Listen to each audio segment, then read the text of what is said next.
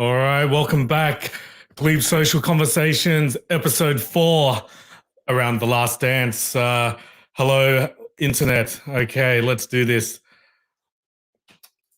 I am your host, Jamie Wong, and tonight we have a new crew on. Let's bring them on. Let's start this thing. Let's bring up Mr. Tokyo. He's back. Andrew Paras. Hi, guys. Hi, Jamie. Glad to be back. Hey, Drew.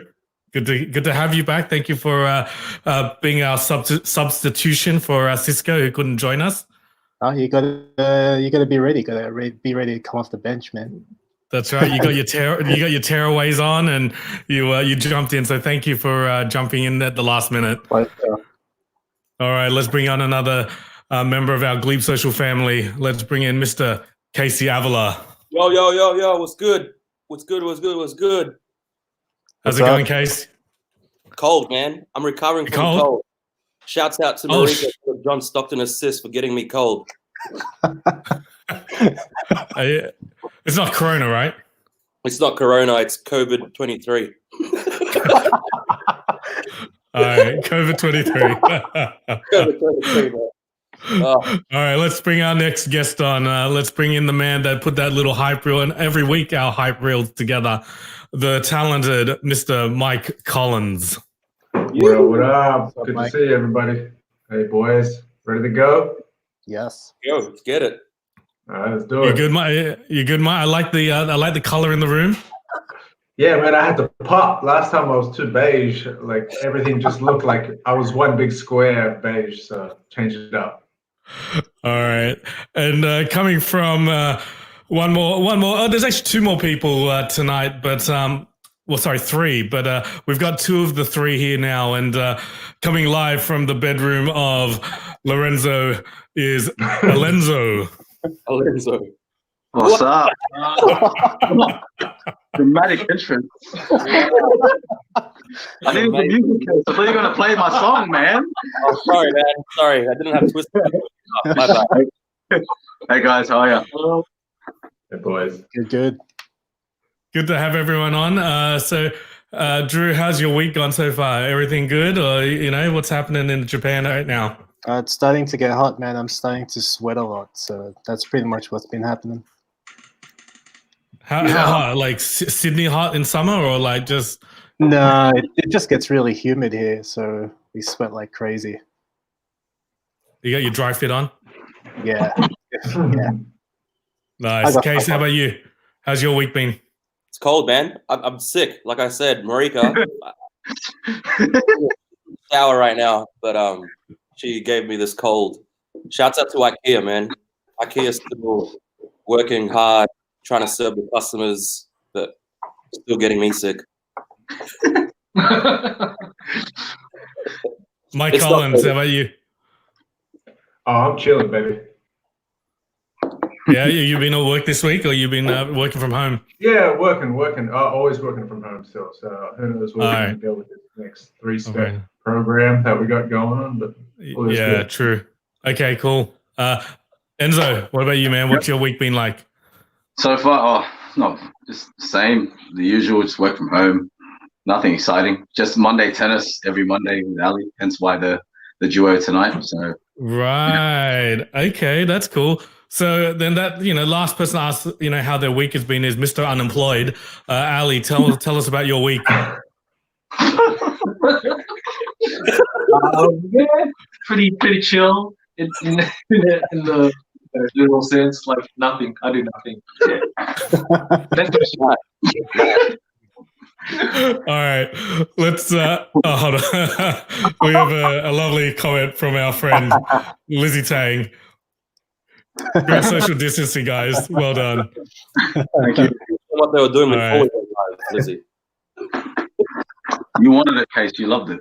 Yeah, the offense going there, right? I think they need Mike's lighting. All right. So let's get into it. Let's get into the last 2 episodes, episodes 7 and 8. A lot juicier, I think, than the last few that we've seen. It's really getting into, the behind the locker room doors. It's quite an insight into it. Mike, what are your initial thoughts on episodes 7 and 8? I don't know. Right now, it's hard for me to sort of sit back and take, because with the jumping back and forth, like it's giving me just an overall picture. So it's hard for me to compartmentalize everybody, and it's strange how you see like Jordan, like we've passed him as this young man, seeing him going through these struggles. So now, like that hard ass character is really who I remember him as, because I was older, seeing it, like I was, growing up, and I was seeing him in his finishing years. I remember him as that strong personality, and it's strange that you forget about the young rookie years when he struggled. Not him personally, but Chicago as a team. So that's a huge dichotomy that I like to see the difference between there. Drew, what about yourself? What are your thoughts so far on episode 7 and 8? What are your initial thoughts on it? I really liked seeing the little snippets of the practices and some of the games, and just like Mike said, really seeing that like a hard-ass type character, just really getting an insight of how we try to lead by example. So those were the things that stood out to me, especially when I think of these last 2 episodes. Well, I think the thing that stood out for me. Oh, sorry. That's me. Sorry. I think the thing that stood out for me straight away, like as I watched it, was hearing one of the reporters yell out, "Way to go, Craig!" Obviously, getting pissing Jerry Krause off enough that he walked out. Does anyone have an idea on which Craig this might be? There's only one name that comes to my mind. You reckon it was Sega? Sega doesn't normally ask those type of questions though, but it's interesting. Craig Sager could probably get away with asking that kind of question, but I don't think it was him. So I'm going to be speaking to our friend. Case, I'll speak to our friend. Man, this name slips my mind now. Bottega, the guys from Bottega. Oh yeah. And I think "Way to go, Craig" needs to go on a T-shirt. I totally agree. Yeah. So coming soon, audience members will have some "Way to go, Craig" Glebe Social T-shirt. So keep an eye out. We should legit do a Glebe Social merchandise run though. That'd sell out in minutes. Just putting it out there. I'm with you, Case. I'm with you. All right. Let's talk about, talked a bit about retirement in this episode. You talked about, that first retirement that went into the, MJ's dad and all that kind of stuff. Ali, do you remember when MJ retired that first time? Like, where were you? Was it a shock? What were your feelings when you first heard MJ retiring after the first three-peat? Yeah, for me, it was a shock. I got into basketball really late. So I only got into basketball actually when MJ kind of won his second championship. It was introduced to me by my cousin, and so only from then did I start really getting into basketball. And just as I got into it, then he announced his retirement. So he was like the biggest ambassador for the sport, for my engagement to the sport. So for me, it was a real big shock. But in a way, it also allowed me to really get to know some of the other players after MJ during that period he was away. So it was a shock at first. It was a shock for the whole world, but it definitely kept me interested in the sport because now you got to see everyone else shine without MJ. As sad as that may be to say, but it was a very interesting time in basketball, despite the shock. So Case, you would have been, that was 94 when he announced his retirement. How old were you back then? Oh, I was probably in year 3.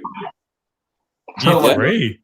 Yeah, year 3. Do you actually remember him retiring? Do you remember it as a kid? Because my brother Levi, who is older than me, he was a big Chicago Bulls fan.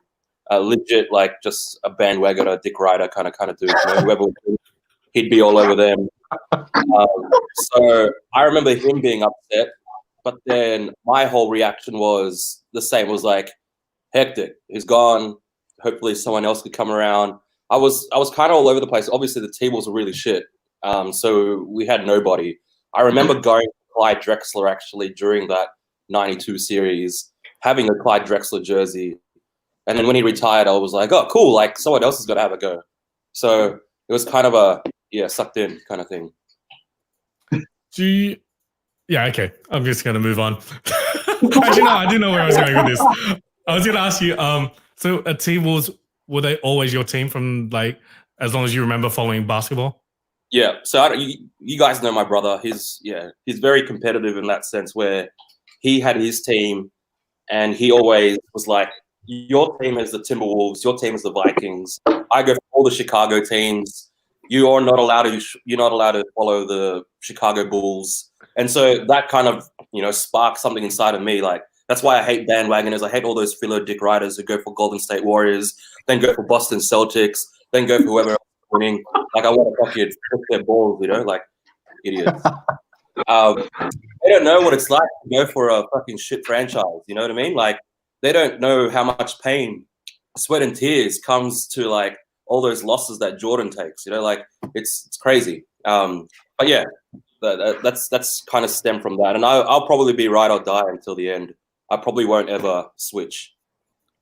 And so I'm curious. That to me is I heard that years ago from someone like what you're saying, Case, about sticking to your team. You got to stick with your team through the good times and bad times.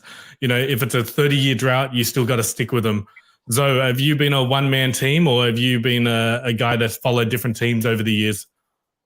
I wasn't really a team guy, to be honest. Like when I first started watching, I think the Lakers were super dominant. And I guess to point out the Case's point, I wasn't really that like, okay, they're killing it. It was too easy to follow them. I was more of a fan of players, to be honest. I followed like certain players. So similar, but obviously different cases. I followed everyone regardless whether they were injured or they were out for a season. Wherever they went, I was with them. So yeah, not really one team guy, but one player at a time. So yeah. Is there a player that stands out that you followed in your younger days? Man, it was always T-Mac. Always T-Mac. That was my guy. So yeah, even to the end, even though he was going to get that ring and then Ray Allen killed it, I was like, even if he's on the bench, I don't care. I was T-Mac. Yeah. Okay. Do any of you other gents remember the MJ retirement?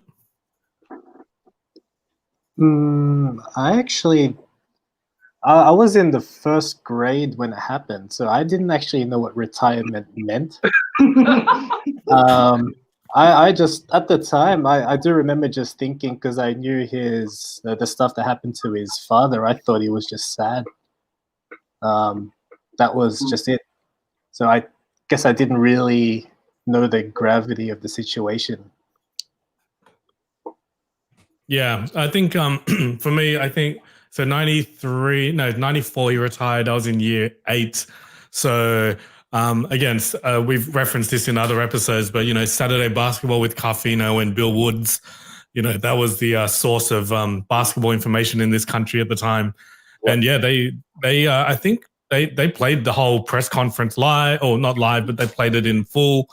And it was a huge big deal that I remember. So, but at that time, I still wasn't a Jordan guy. Like Pippen was my guy. So to me, it was like, oh, okay, cool. Yeah, there's a bit of fanfare. And like you said, Case, kind of like, okay, move on. Hopefully Pip will pick up that team, was my feelings originally. He did. So obviously we all know that he went to baseball, but did anyone actually follow that career? Like, did anyone keep tabs on it?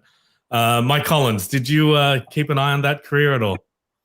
No, not at all. Oh, well, just in Sports Tonight and all that sort of jazz, but it was just like he wasn't doing great, and that was it. There wasn't too much. Having said that, because I do remember that sort of period where he was in between, playing ball and baseball, and then buying one of my favorite. I'm gonna just hold on. I'll be back. I'm gonna get my Jordan jacket. Let me grab that real quick. It's right here. Well, props. It's ready. Props coming up. Enzo and Ali, bring out that dildo. So this, let me tell you. Let me get it out. Look at that. That's legit. Okay. So this was during the time where he went from basketball to baseball. And I remember that because I bought that at Eastwood at a Sunday market. And with that, I also bought a Chicago White Sox jersey as well. So I got the two Jordan pieces at the same time. I do remember that White Sox jersey of yours. Yeah, there you go. But yeah, I remember that, but it was just, I had a feeling that he wasn't good. Like, he wasn't doing too well. I don't remember the what was it, a lockout or the strike, what have you. I don't remember that at all. But I just knew that he wasn't done. I just had a feeling like, I was like, he's going to come back to ball. I knew it. Was it a surprise to you, Drew, that like when you watching episode 7, how they were saying like he actually had a really good first month, but it just sucked after that? Like, does that surprise you? Were you aware of that? Thoughts? I actually wasn't aware because I didn't follow his baseball career. The only baseball I know of Michael Jordan came from Space Jam. But the fact that he did well early on didn't really surprise me. I guess like with all the fanfare that he had coming into the sport, there was some sort of pressure there, but kind of rose to the occasion a little bit. But then I guess when as time went on, like his inexperience really shone through. So I think that's what happened. Case, do you think it was bullshit that the comments about him probably making major leagues would have been there if he stuck to it? No, I don't think it was bullshit. I reckon he would have got there. Okay. He's an athletic guy.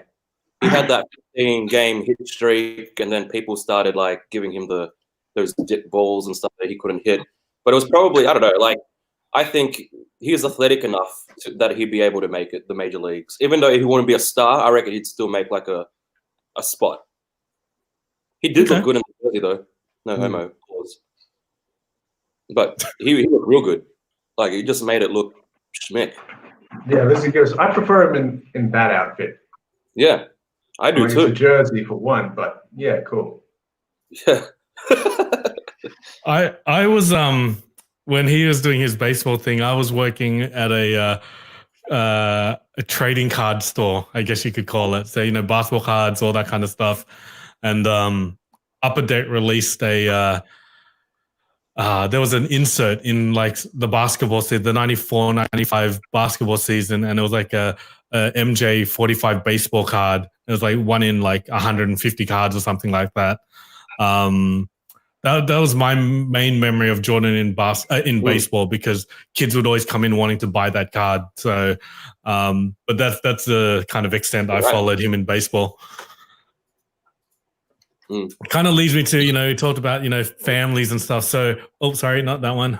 No, sorry, I am right. Did your parents come to your games and support? Like Zoe, you're an exceptional case. I've seen your dad at a lot of our games and at a lot of your games, and I think it's great. So I guess this will go two ways. One is I'm going to ask you about what's it like having a parent there, and then for any of the other guys, I might ask them whether or not they had their folks kind of be around and how that affected them. So how does having your dad at your games affect your play? Oh man, shout out to Tito Boobs, man. #1 mascot in every team since day one. But yeah, like, to be honest, like in the beginning, obviously as a child, it was great, having your dad there support. But then you're through your teenage years and your early 20s, it gets a bit like, oh, come on, man. Like, but then now that I'm still fortunate enough to play, and still like, he comes and meets all the guys frequently, even our opponents, for some reason makes friends with our opponents. It's nice, it's nice to see that he's engaged with, not just me, but the whole basketball scene, and just really enjoys everything as a whole. So, it's more encouragement. It's more, I guess, it's more motivation to play hard. Even like when I don't feel like playing, but I was like, just keep playing, man. Just keep playing. I don't want to stop playing. I'm like, all right, man, cool. So yeah, it's good to have him around. That's good to hear, man. Just throw back quickly to the question we asked about MJ in the majors. Our homeboy Jono said for sure he had that psychotic mindset to get where he wanted, and after seeing a lot of this, I tend to agree. I think he would be so determined that he would have done everything he could to make it there. And then on the trail of parents at basketball games or sporting games, Fred talks about, no, you need to study. Case, was your philo mother supportive of your sporting endeavors, or did she want you to study harder? No, I don't think she cared. She actually supported all of the sporting ventures, but she don't think she turned up to any of them. Just trying to think. I know Dad used to, back in primary school, Dad used to drive the boys, and he'd complain about what I wore and stuff like that. Like, why are you wearing that? Like, that's all he would complain about.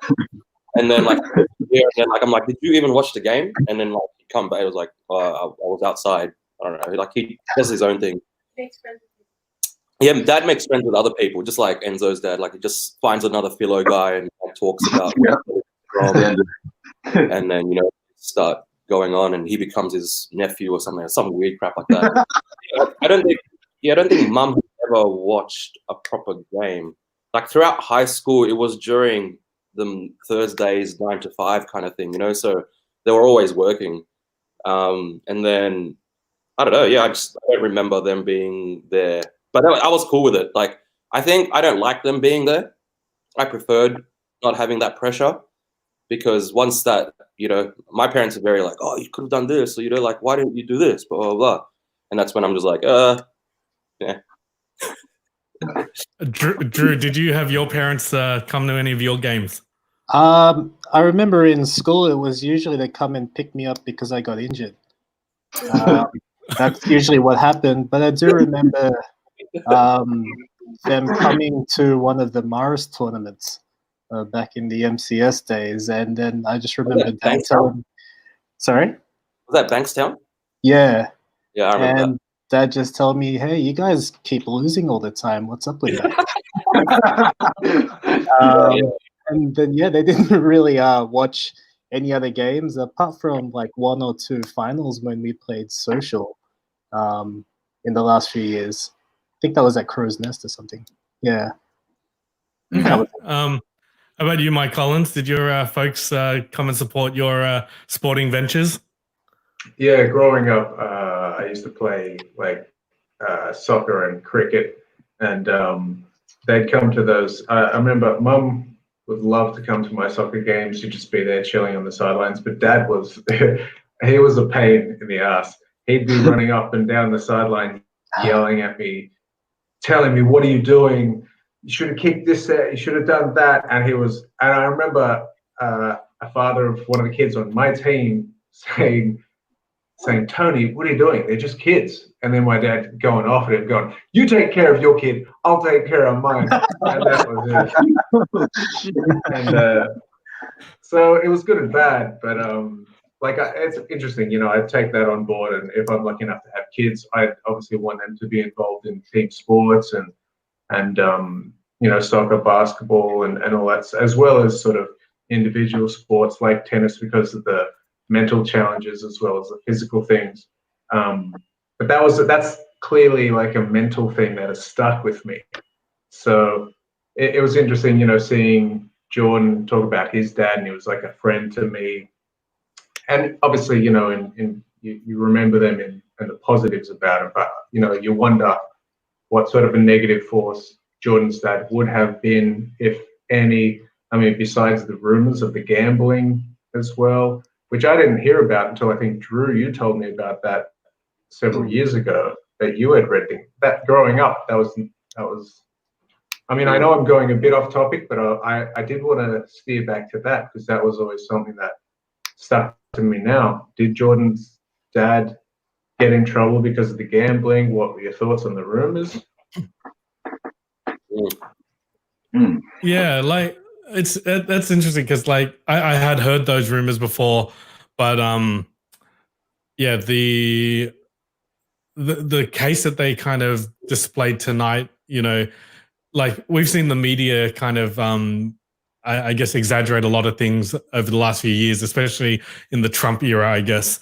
So to see that kind of sensationalized articles back in the, 93, 94, I think it was bullshit. I think it's all made up, and I think he was just at the wrong place at the wrong time. Personally, that's what I think. It was just, a bunch of guys that saw an opportunity and decided to do it. But yeah, that's how I see it today after seeing episode 7 and 8. I'm surprised I didn't focus on those two guys that shot him. Yeah, I've watched a doco on MJ before where he said he doesn't want to know who they are. He doesn't care. He never watched the court cases or anything like that. He just kind of went, I've wiped my hands of that. I don't want to think about it. So, yeah. And again, reading a lot of stuff over this, The Last Dance, I've seen a lot of stuff talking about how much, the level of creative control that MJ has on this. So I guess if they did try and go down that path, I have a feeling that because he's already taken the stance of, I don't want to talk about it, that there was nothing to talk about in this particular documentary. True. You reckon there is a reason you want to talk about it, though? I don't know. I don't think that reason of him being like, I wipe my hands clean of it. I would be very opposite. I don't know. That's the competitive nature in him. I would assume he'd find those guys and try to hunt them down and try to kill them. He was always a killer on the court. Why wasn't he a killer off the court? But, I think it's something that's been hidden. That's all. Conspiracy theory. I can appreciate that. The people that committed the crime? Because I'm surprised, does anyone know the names of the people that did it? No. I didn't know it was two people. It was one. Because, usually, you would think that someone as high profile as Michael Jordan, something like that would be known to the public. If anything happens to a celebrity, and Michael Jordan is a pretty extraterrestrial level of celebrity, that kind of information wasn't released. So, is there another conspiracy theory in terms of, maybe MJ having some control in terms of how much of that gets released out? I don't know. Yeah. But I was thinking that when I saw the docker that, I don't even know what the names of these two guys are. Same thing. I don't know what they look like. There was none of that. And poor BJ Armstrong got killed for saying some other random thing. And then Mike didn't even do that. That's crazy. That's crazy. Yeah. Poor BJ Armstrong, poor Bradford Smith, that was made up. That was made up. Jordan made that up. Nice game, Mike. Oh, there you go. Jamie found it. Young. Two young men. Maybe because they were minors? Hard to say. Oh, they're 18 though, right? Yeah, they're minors. Right. Yeah, Enzo's there you complete go. minors.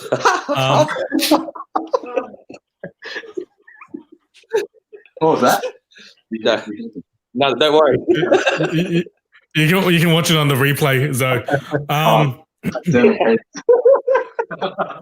going to get us back on last question in this kind of thread here to Ali, I guess, which is, did your mom come out and watch you when you were playing sports and stuff? When I was playing sports as a kid, it was really just more scrimmage kind of stuff, not really comp games, and MCS was during the weekdays. So mum being the, single parent warrior that she is, happy Mother's Day to all the mums, by the way. No, she wasn't able to see the MCS games, but regardless of that, she was supportive of whatever sport, art, or music stuff that I was into. So yeah, that's good to hear. Yes, and agree. Big shout out to all the mums out there. Happy Mother's Day for yesterday. We hope you were spoiled rotten. Next train of thought. Next question, I guess. I was hearing Reinsdorf say stuff about he continued MJ's bull salary and stuff. So obviously he could, right? Because he owns the team. He's the boss. So why not take care of Scotty, I guess? So Drew, I don't know. What do you think about that? Do you think that, it's contradicting what he was saying about, him telling Pippen, oh, you shouldn't sign this thing, but he did anyway? Obviously he was the boss. He could have done something to compensate. Yeah, I think he definitely could have done something there, but it seems like he took a real business-like approach to it.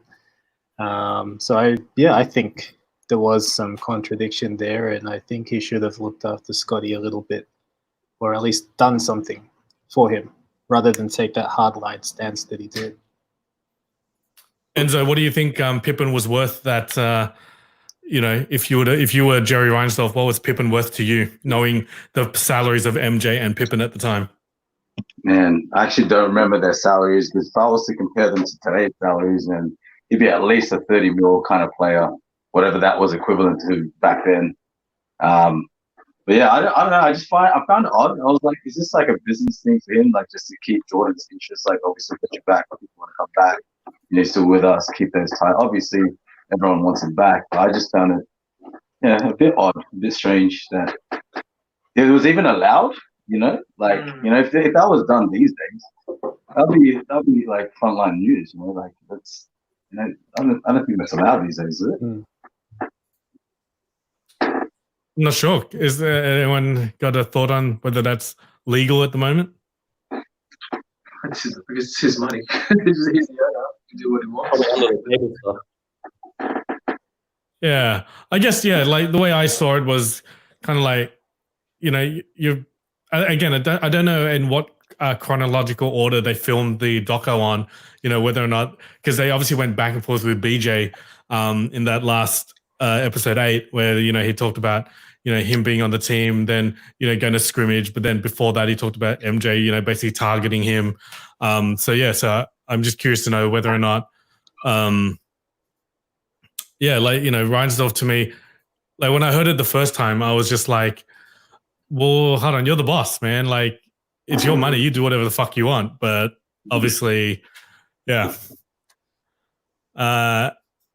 Anyone else got an opinion about the underpaid statement about Jerry? I reckon I don't know, Scottie Pippen is not on the same level as Michael Jordan. And we saw that at the season where they didn't, when they showed Toni Kukoc shooting that game winner, and then Pippen being a little bitch at the sideline, making Bill Cartwright cry and stuff. Pippen likes to think he is the man.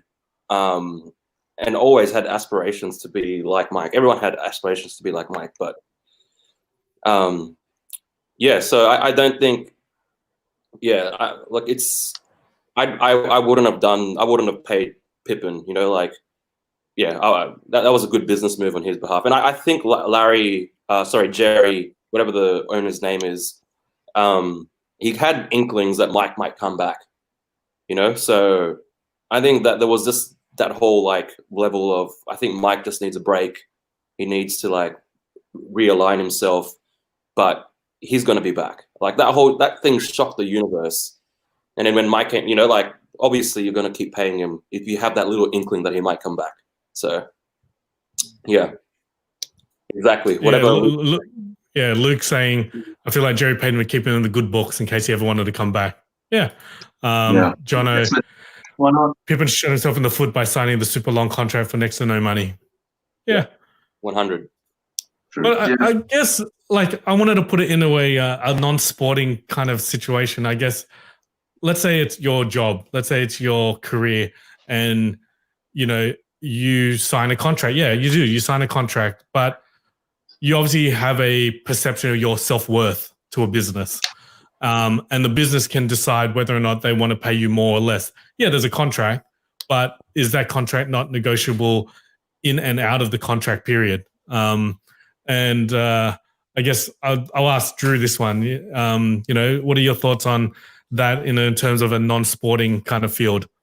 Well, I think in that sense, you need to abide by that contract. Whether or not it's up for negotiation, I feel that might have to be under an exceptional circumstance.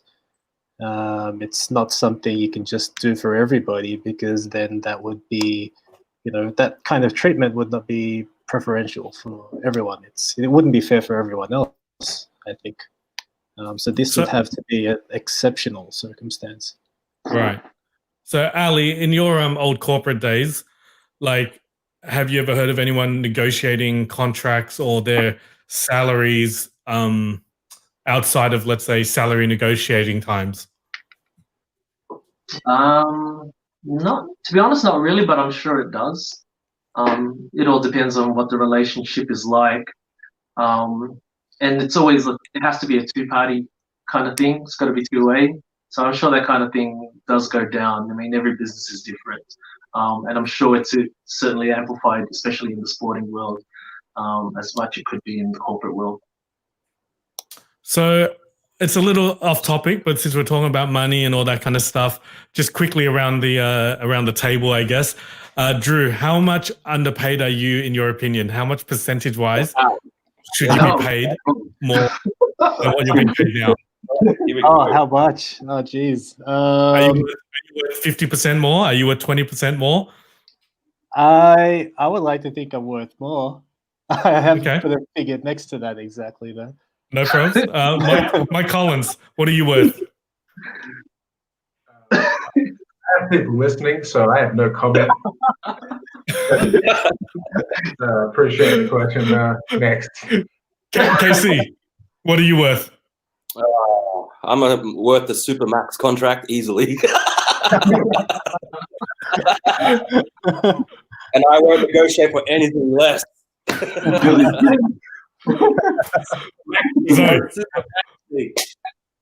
So how much are you worth extra? Oh, mate, nothing. I just would like to be utilized a bit more, that's all. That's it. Wow. I assume none of your management team are watching this. Nah. You never know. No. You never know, man. This is going on YouTube, Jamie. You never know. I'm trying to help you negotiate your salaries. Put the link on there. Dear IKEA management, homeboy Case is worth Supermax deal.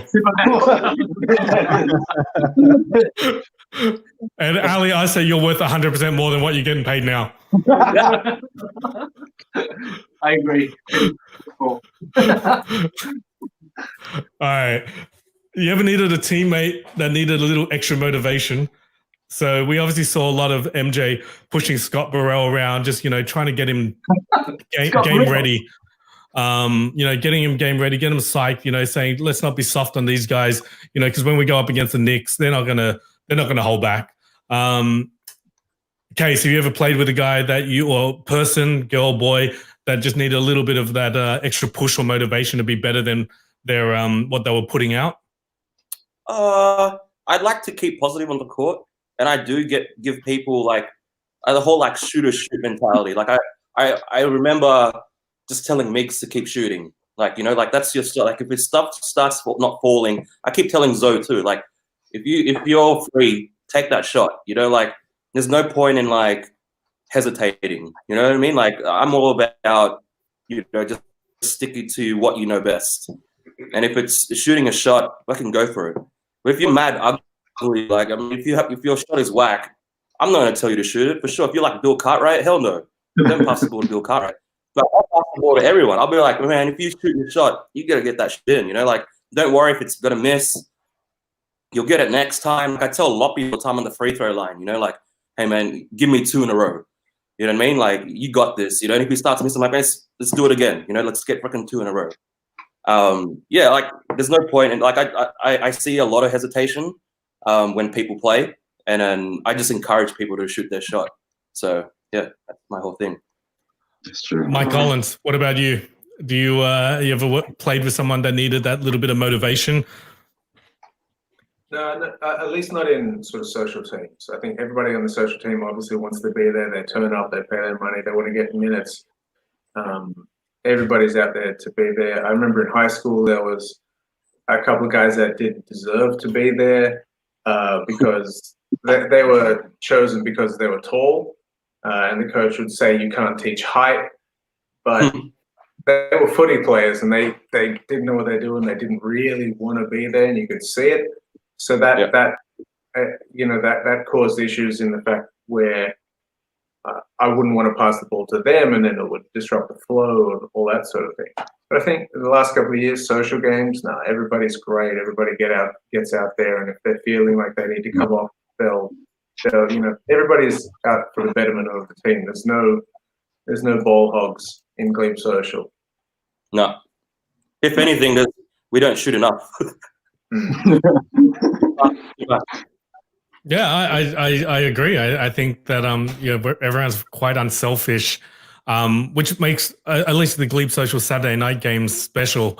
It's very community vibe, and Case, Novum, all the boys, everyone's done a great job in nurturing that community. And it's quite obvious though when you get players that jump on or come and play at Glebe Social and they have that shoot first mentality. I think they struggle sometimes to gel with everyone. But yeah, I think you're right. I think there's a lot of unselfishness on a Saturday night Glebe Social court. Yeah. You just wait till we all get back from quarantine. I'm not passing the ball once. Get my shots up. Yeah. Just cut the lane, Mike. You'll have Case encouraging that, Mike. So obviously there's definitely tones and sentiment of MJ being just a prick. Like, I guess in a corporate world, the guy would probably be in HR straight away. But on the sporting field, it was quite different. So look, do you think bullying in a professional league like that is happening now? Do you think LeBron is as tenacious as what MJ is, or does he want to be liked? We haven't heard from Ali in a bit. So what do you think, Ali, about MJ's attitude, I guess, back then? Would it be deemed acceptable today? It would be acceptable today because he's MJ and everyone knows what he's about. But he's pretty much like that from what I'm gathering from the documentary. That's his attitude on the court, especially whether it be practice, whether it be a game. He wants to win and he wants everyone on board. Outside of that, I think Scott Burrell said, you can hang with Mike outside. So there was at least that kind of balance. But when it was time to work, you had to work. So I think in that sense, it was okay. The whole thing with Steve Kerr and the punch up, probably not. Definitely there'd be some punch ups. But if you talk about LeBron, I think he wasn't that tenacious in terms of that killer instinct as Mike, and we've heard that many times. Kobe, on the other hand, is different. You've heard stories about Kobe being that intense in practice. So some of that intensity can still ride in the modern era, I think. Case, do you see anyone kind of in this current NBA era being like Mike during practice? And just I won't say it's almost like mental abuse to some degree. Like he was really mentally tormenting his teammates. Do you think anyone in the NBA is doing that at the moment? 100%. It's just like the whole Jimmy Butler, what he did to my poor little Wolves. He made them, man. And then, it happens. I think the way it happens, I think it's normal for all these like alpha males. I reckon Westbrook would be doing it. I reckon LeBron would be doing it. Like all those kind of alpha male bully kind of players, Jimmy Butler for sure, Giannis, like they'll do it. But I think it's how the media takes it. You know what I mean? Like if media sees it and they're a team that's losing, then it's like, oh my God, Jimmy Butler's picking on these guys. You know what I mean? But for those guys, it'd be a normal freaking practice. You know what I mean? So I think that was normal, and I think that's valid. Like everyone's going to have scuffs during practice. That's just what a professional team plays. Like it's usually more intense than in games because you guys know each other's games the best, right? Because you're practicing 24/7 pretty much. So yeah, I think it happens, and I think it's just a media skew. Like how these guys are treating players and tormenting players. I think it's the whole it's a rite of passage for all these younger players to coming into the league. So yeah, for sure. I got no problem with it either. I think like Casey mentioned, Jimmy Butler, like he wasn't a foundation in Minnesota. So him doing that, obviously there were clashes and it didn't work out. So he's just skipping from this stone to the next, and now he landed in Miami. But I think to be that person as MJ was, or as LeBron or whoever was in that leadership role, like any good leader, you need to know how to talk to somebody and how they are going to react to it. Like if somebody needs to be sort of bullied, to say, like, they should know how to do that. But if they need like that soft shoulder, like Pippen, like you should be able to lend that to them as a leader, and that would get the best out of all of them. But then again, it's just trying to read the people and try to give them what they need individually to become the best that they can. So Enzo, do you think that like, again, it's hard not to compare like different industries, right? So you talk about the sporting field and you talk about the corporate world or an office workplace. Everyone's a unique individual. Like, could you get away with that? Why do we allow it on a sporting field and not allow it in a work environment? What's the difference? Look, I think the difference between sport and work, work is your livelihood, but sport, generally you leave things on the field, on the court. You're there for a certain amount of time with one goal in mind, and understandably there are, like Mike mentioned, there's different personalities that, as leaders, it's hard to manage everyone's personality, especially in this day and age. Everyone wants to be treated a certain different way at each point of the game or each point in time. But, do I agree with it? To an extent, yes. Does it get the best out of people these days? Not necessarily. In the people I know and certain other teams I know, a bit too intensive. But at the same time, there's a bit more awareness about it and what it can do to you mentally, So, yeah. Yeah. Do any of you other gents have any thoughts on the bullying part of this question? Very good. Bye-bye. All right. We'll carry on. I read this question up, I guess, after watching it. So as we watch every week, I'm sitting there, I'm just jotting down some questions that spring up. Hopefully we're asking some questions that aren't, your typical ones. I wrote this one down here. I'll bring it up. So thoughts on Pippen sitting out that play that was drawn up for Kukoc. So obviously, not knowing, I saw a lot more of this situation than I have in the past. There were different camera angles. I could hear stuff going on. I saw Cartwright, trying to encourage Pip to get back on the court. Pip was having a tantrum, basically. But, then hearing Phil's reasoning, which is Tony's hit that type of shot 2 or 3 times during that season. They cut to those examples of Tony hitting those shots. Should Pippen have been a better teammate and jumped on the court, or should he have did he have a right? Do you think, he was the alpha dog, he was number one on that team, he should have been the guy to take the shot, whether or not he got it or not? Drew, what do you think? Well, I think you let the team down in that instance. I mean, I can imagine what's going through his head. Like, I'm now the alpha male. Like, I'm the top dog. This should be done for me. But in that instance, he's got to respect the team, and I think he let the team down in that instance. Ali, what do you think? Do you think he let him down, or was he right in his protest? I feel he let the team down. He probably had a really good opportunity to, they had such a phenomenal season to get that far. With the chemistry that they had, and without MJ, and for it to end in that way was pretty big.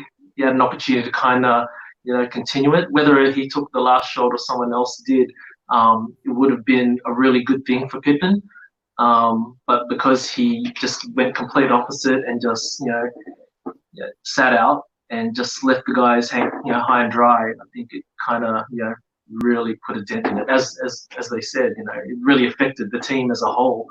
After all that really good work that they did. Do you think, Mike Collins? Do you think that Pip had earned the right to be taking that last shot? Yeah, I do, but at the same time, I got to respect Phil Jackson as the coach, the Zen master, calling up a play. Like, if Pippen is on the court, although he was going to inbound the ball, so I don't know how much of a difference that makes in the fact that because my imagining would be if Pippen was on the court, he would be drawing people away. Yep. But he was inbounding the ball, so that's just. I mean, but then again, that's him saying, "I trust you, Scotty, to inbound that pass." Although in the end, there was just a bench player. But I think Pippen was out of line, and like it was a huge impact, and it calls into question the whole relationship that he has had with like the whole organization from his beginning. Is always in MJ's shadow. Should he have stayed there? Would he have been better off as an individual to do like the James Harden thing and bounce and become his own player in another team? Yeah, like Miggsy has written, it's a moment of weakness on Pippen's side. First season, post Mike, it should have been more about the team. Yeah, look, I wrote a follow-up question basically, which was, and it's hard, right? I was talking to the boys behind the scenes earlier, and I was like, obviously MJ has a track record of being able to hit those clutch shots. So, but if in this weird scenario, in this make-believe scenario, in this hypothetical, Enzo, do you think MJ would have accepted someone else taking that last shot? Look, to be honest, overall, I'd say no. But just in that episode where he started to trust Phil and like understand that making your teammates better by moving the ball around, I believe that he believed in Phil Jackson enough that depending on the scenario, he actually would allow it to happen. He wouldn't be a Pippen and not be on the court. But for the most part, I would say he's taking that shot. Like regardless, he's got his handprints all over that. So yeah. But has he earned the right? Sorry to interject. Like we saw Kukoc saying, I had hit a lot of last second shots throughout the season, and then they had that quick montage. But off the top of my head, I don't have a montage of Pippen hitting game winners. No. He's more of a playmaker than a scorer. Yeah, facilitator. Yeah. Sure.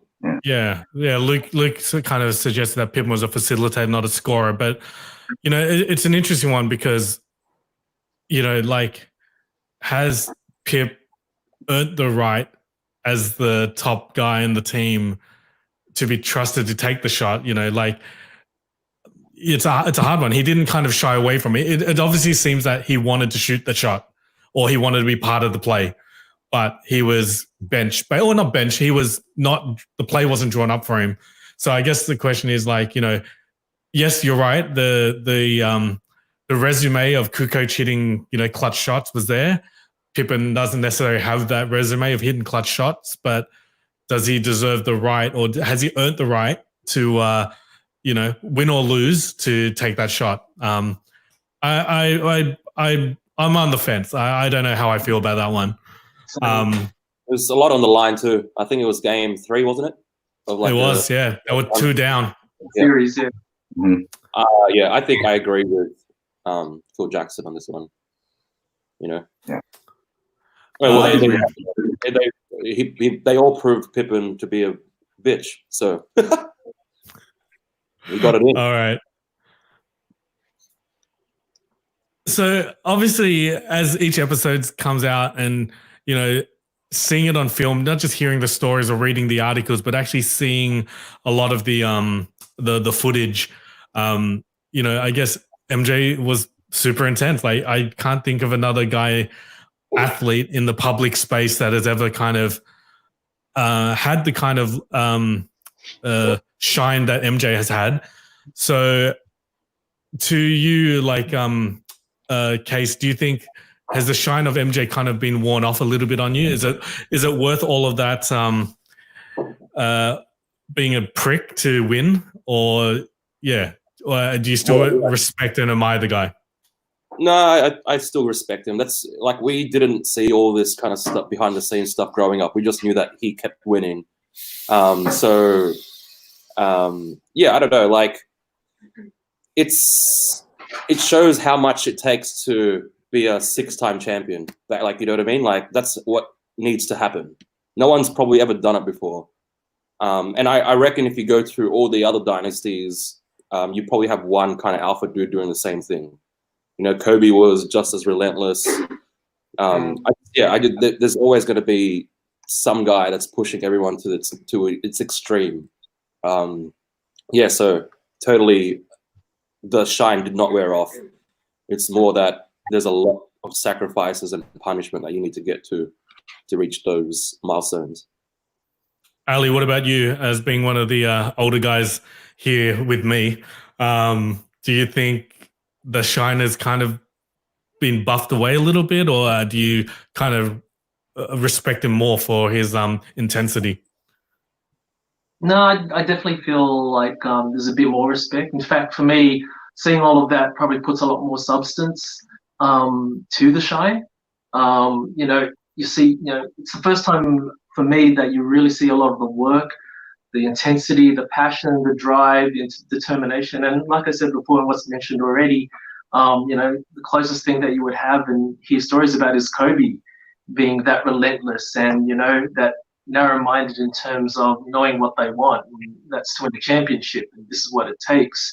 And I expect nothing less of myself or my teammates. So for me, we're talking about someone in the sporting world, and like in previous episodes of Glebe Social Conversations, you guys talked about the whole role model thing in terms of work ethic. There's definitely for me shine in terms of, championships don't come easy. There's work there, and it's work combined with passion, determination, and the drive in yourself to be able to and want to put it in. So for me, it's definitely put a lot of substance on top of what I guess what Mike Means has already put out there. I think really good points, guys. And I'm going to go back to the work sense of it. I've worked with people in the office that has been relentless, wanting to achieve success, and sometimes it comes off abrasive, I guess. So Mike Collins, do you think it's acceptable how do you feel about it in a workplace environment per se? I feel as though sports you get more leeway and than a workplace environment, just because I don't know why the physical intensity of it, it makes such a difference because you're putting so much of your body on the line. Where I'm putting like their knees are going, their backs are going, like everything, like they're sacrificing so much of their time and body as well. Like I'm sitting at a computer, I might get some RSI. Somebody yells at me, I'm like, come on, dog. Like, but it's just, and the amount of pressure that they're under, like, I try to think of it to the corporate world, and it just doesn't compare. There's no computing. Nobody is there's no shows on Sports Center and like talking about how good, HP is performed this week, and they're like spotlighting one person and check out the highlights of his latest emails and shit. Like it's just you're under the spotlight so much that I'd be mad. I'd watch it. Can you make you provide beats, but like it doesn't equate. So what about, as you were saying that, Mike, I was thinking in my head, what about people that are in the stock market that are controlling people's futures with their money? There's a lot of pressure there, right, to make money. I'll defer it to Drew, I guess. I'll just ask Drew. So what do you think about, people that are, bankers, I guess, you talk about people, you're playing with people's monies and their lives. Sport is sport, right? Once it's off the field, it's off the field. Sure, they put their body on the line, but I'm turning this a little bit, more meaty, I guess, just to see, the conversation here. Well, I mean, it is hard to compare. There's a different level of responsibility. Like for those kind of professionals, they literally have people's lives in their hands, people's livelihoods. Whereas, we comparing them to like the professional sports here, like people aren't exactly going to starve or lose their jobs if somebody doesn't perform. I mean, not to the same extent as the corporate world or whatever. So I feel like it's a hard comparison. Okay. Yeah. No, that's cool. Let's go a little bit lighter. Have you ever had an opponent on the court that you've targeted to prove something? So maybe a player that you've seen over and over, you play him 2 or 3 times in a comp. Do any of you guys remember a particular opponent that you've targeted to kind of go, I'm going to show you that, I'm better than you? Enzo, I'll start with you. I guess, actually, there was one guy, actually. When I first started playing Raw under 14s, there was this point guard I was always matched up against him, and he'd just kill me every time. And I was like, I don't know what I'm doing right now. And then he went away for a bit. I went to a different comp, and then I saw him in like my mid-20s. And I was like, oh, he's still playing. And so we were in the same comp. We played each other each week. And it was just one of those things where every time I saw that team, I was like, I'm ready. Like I was like sleeping. I was actually sleeping early. I was getting jump shots on the weekend.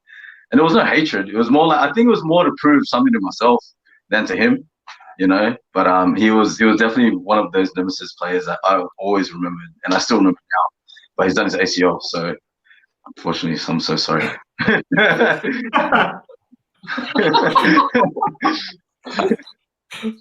Okay, so you ever targeted an opponent to try and prove something? Bro, I had one hectic story. So this guy named LeBradford Smith, right? He dropped 33 on me, and I had a back with him. The next game, I was like, boys, I'm going to get 33 in the first half. It doesn't get to that point with me. Like, the only targets I kind of see is when people have weaknesses, and it's more like, oh, that guy can't dribble with his left. And then it's like, oh, okay, cool. Like, force him to his left, force him to his left, force him to his left. You know what I mean? Like, that was the main thing. Or like trap him onto the corners. Like, he can't do anything. So nothing too crazy to prove a point. Like, my game's trash anyway. I can't prove anything.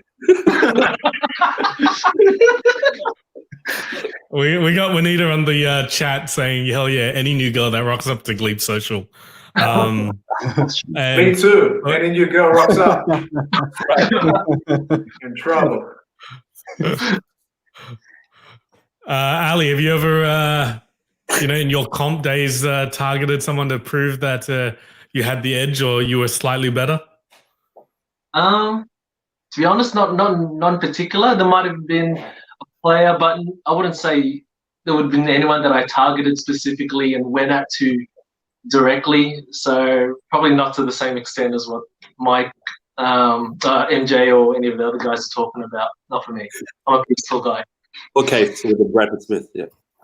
Okay, right, man. Except for Smith. I feel like over my years in comp, there have been particular teams that have either had the edge on us, and I've been like, I don't want to lose to this guy anymore. These guys anymore. I want to win. But in terms of a particular player, I don't think I could single them out. But definitely, I think you see, especially comps in Australia. I don't know if anyone's watching overseas, but you play each team sometimes 4 times a season. And I think you kind of start to recognize the faces, and you're not targeting them individually, but you're like, I hate that fucking team. I just want to beat them.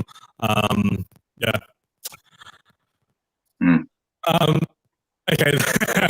We were talking about this question behind the scenes earlier, and I think Ali's probably the only one maybe that's old enough to remember this one.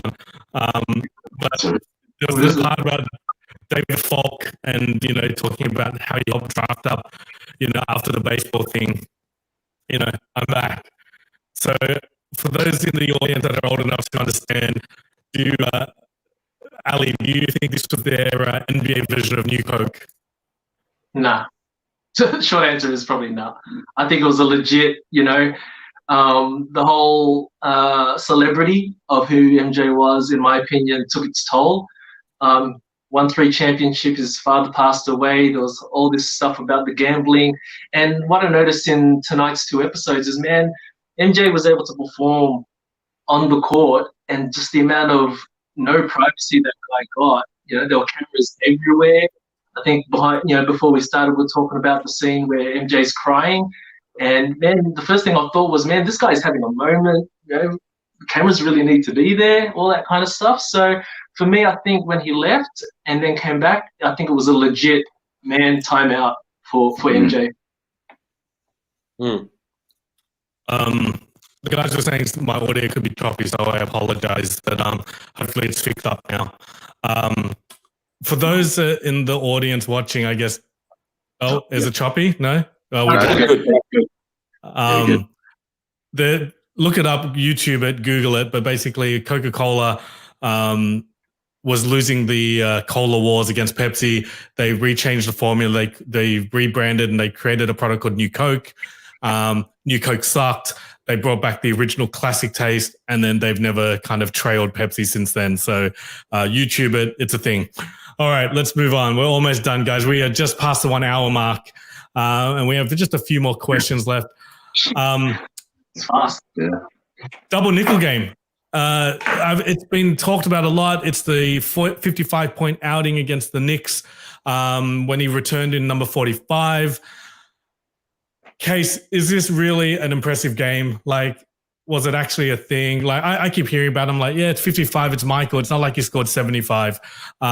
Was it really that impressive a game in your opinion? To be honest, man, I didn't know it was called double nickel. I thought nickel was a reference to Nickelback, but it's definitely not. Just Google it. This is he came back, right? This is when with the first time he came back against, and he was wearing 45. Yeah, I mean, it's impressive for the fact that he scored 55, and it's like, okay, cool, he's back. That was the turnaround, like, because we all saw that they lost that first game he had against the Pacers. He was still getting his, his flow back.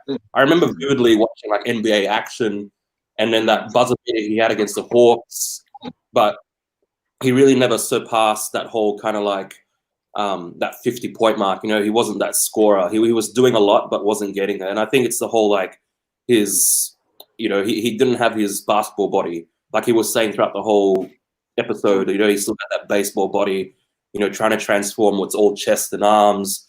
So that 55 game, I guess, is impressive considering he did have an 18-month kind of gap in between. So, yeah, I don't know. I think it's not as special as Nickelback's Photograph song, but definitely. I hope you integrate that into your next sample. So, Case, on Friday night when you do a live Instagram video, we would like you to start with that. I got you.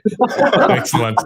Mike Collins, 55 points against the Knicks. Impressive or not that impressive? Extremely impressive. Like coming back, I mean, I know, like baseball's a completely different sport. His body had to change, and his physical, like the amount of running that he would have done would have been completely different. The style of running that he would have done, that's huge. And to come back and to do it, the difference is like it makes sense because he loved Madison Square Garden. So it was poetry. I'm not that impressed. Like, I'm an MJ guy as well, right? But I was like, they keep talking about 55 points. Don't get me wrong. I don't think I've ever scored 5 points in a game. But like, I was like, it's Michael Jordan, man. 55. It's average. So I don't know. Controversial, maybe. Leave a comment in the below. Let me know how you feel. All right, almost there, boys. I see Nikki's question. Do you see Nikki's? Nikki's. Let me bring up Nikki's question. Y'all get it? Y'all know it? I don't get it. Glenn Rice and Del Curry. Curry and Rice. Yes. Right. Okay. Sorry, just had but this leads into the next question.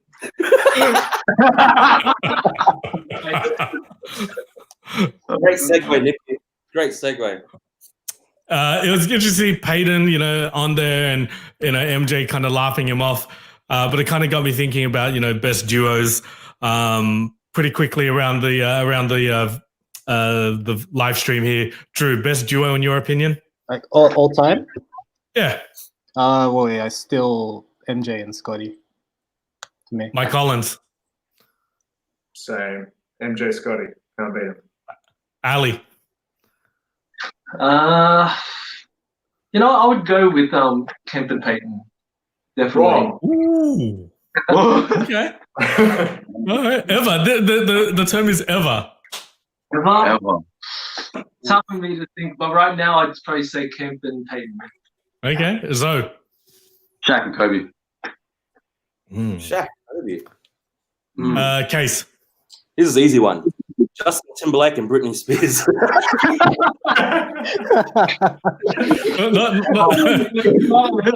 True that. You didn't say basketball duo. Come on, you duo, man. You said duo. Yeah. Yeah, peanut butter and jelly. Yeah, 100%, man. Peanut butter. Curry and rice. Far out. I reckon best duo. Shit, man, that's hard, dude. Has to be MJ and Pip, yeah? Or like, damn. I'm trying to go back, you know, like McHale and Bird. What about Magic Kareem? Magic Kareem. Kareem was at his low, like he was on his decline when Magic joined. It's a tough debate. It depends on what your definition of best is, right? Is it best scoring, best ball movement, best ever? Has to incorporate all of that, I guess. So Yeah, I'm trying to definition. go way back. You know, like even to those Celtics teams that won like so many championships. Salt and pepper, good one. It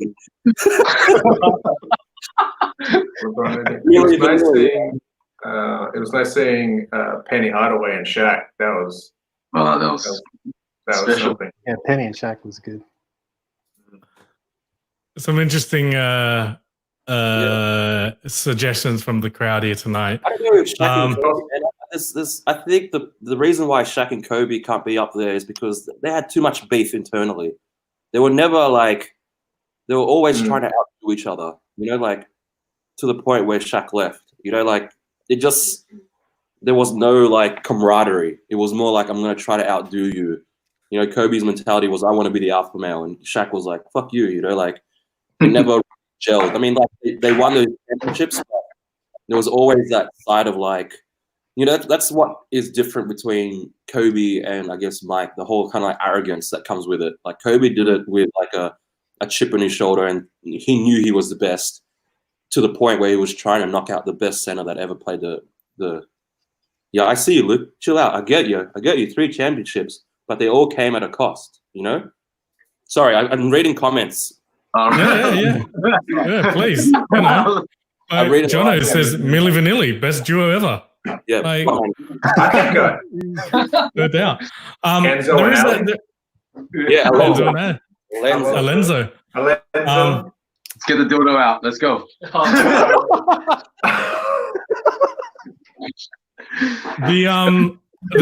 The 2 names that no one has said so far is Stockton to Malone. They never won it. They didn't win it. But they didn't win. They ran into MJ and Scotty. That's why. They did run into MJ, but I think when you think of those 2 names like being joined together, you always hear, like if you watch all those old videos, you always hear Stockton to Malone. Malone. Like, I guess that's an interesting, again, a different point of view on it. But can't be the all right. It's a very broad topic. Yeah. Could be its own debate on its own, I'd say. Yeah. I reckon a good duo is Miguel and Anita. That's true. Oh, we're not good enough. Okay, thanks. Mello and Woody Mello. Okay. All right, last one, guys. We've all seen a lot of that footage of Michael on the floor after the game, but I guess has anyone ever heard any of the audio? Like he was literally sobbing and really distraught, I guess, on that floor. You know, it meant a lot. Any of you guys ever seen or heard that particular audio or seen that particular footage, I guess, combined? First time. Never. Yeah. I've only seen images. I actually haven't seen the video personally. So. And does it mean more hearing it, or would you have? Yeah, like does it hit you harder? It was definitely a bittersweet, I guess, thing to watch because for him, it was like, yeah, for sure. I can feel what he's going through. But at the same time, it's like all these cameras, like Ali was mentioning before, these cameras, not just cameras, but the people in the room that were just over him. I'm like, give the guy a break, man. Like, you know. So yeah, definitely to your point, I agree that it did add a bit more to that moment. I just didn't agree with what the context of, I guess, what was happening in that room. That's all. Yeah, I think hearing it for me, it was just like, wow, he wanted that one. Like, you know, that meant something. Yeah, it's almost like championship one when he was, you know, rocking the Larry O'Brien and, you know, just visually kind of just, emotionally just it overwhelmed him, I guess. Was that sorry, I'm just putting up conspiracy theories. I missed it. Had a crying Did I track. miss it again? It was a crying track. Guys, that's it. That is our weekly wrap up of The Last Dance. Thank you very much for those that are watching. Big shout out to everyone that watches after the fact. We usually get about 2 dozen people that kind of watch the stream live, but we noticed that we've getting about 100 people that end up watching it after, you know, the week's gone by. So thank you for tuning in. Hopefully, Thanks, you know, Peter we're not talking too much shit. But yeah, we hope you're enjoying these little things. Don't know what we're gonna do once The Last Dance finishes. Next week, episodes 9 and 10, we finish up the series. So before we leave, any of you gents got any hopes for the last two? I just saw that. That cracks me up. Are we hoping to see a little bit more of the Pacers Bulls game in the next episode? I hope so. I'll probably show it, yeah. Is this the shove, Jamie? That is no. The shove is the year before, I think. Yeah, Right. the year before. Yeah, the year before was the shove. I didn't know Chris Mullin was like the total opposite of Michael Jordan. Chris Nolan was a skinhead. Just all white. Like he looked like just like a creative player. You know the template. Just all white. Generic. For real. I love Chris Mullin. Sorry. Chris Mullin's the man. Sorry, I love Chris Mullin too. Well, hold on. Sorry, just some comments out here. I'm ready to get a shout out. Say hi.